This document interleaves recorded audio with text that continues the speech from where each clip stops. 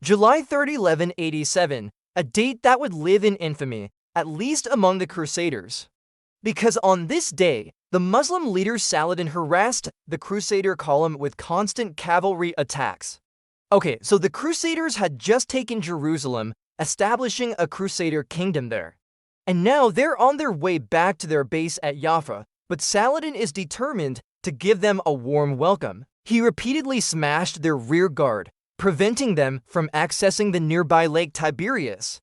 So by the time the Crusaders reached the area near the Horns of Hattin, they were exhausted, thirsty, and demoralized, and it was here that Saladin made his move.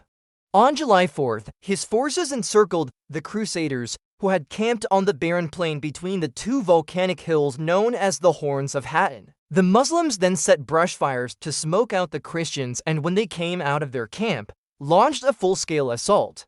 And I mean full-scale, we're talking tens of thousands of Muslims on the attack, assaulting the Crusaders from all sides.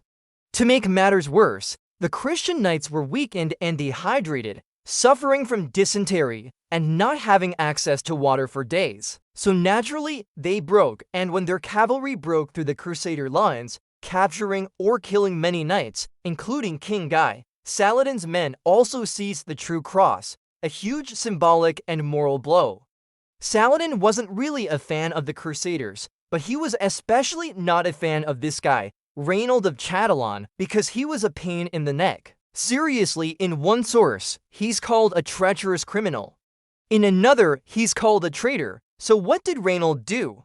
Well, in 1179, he led a surprise attack on a Muslim caravan, an attack that left some 200 Muslims dead.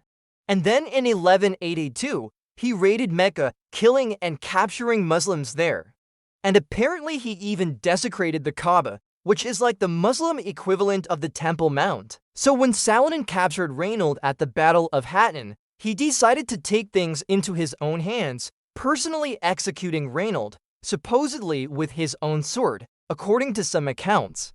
Other nobles were eventually ransomed, but many rank-and-file Crusaders were sold into slavery or executed, especially members of the militant orders like the Templars and the Hospitallers. And it gets worse. When the Crusader queen, Sibylla, sought to ransom her husband, King Guy, from Saladin, he actually put him up on a pedestal, so to speak, making him a condition of a treaty that ended the siege of Acre in 1189, but we Lions talk about that in the next episode. If you enjoyed this episode and want to learn more about the Crusades, stay tuned.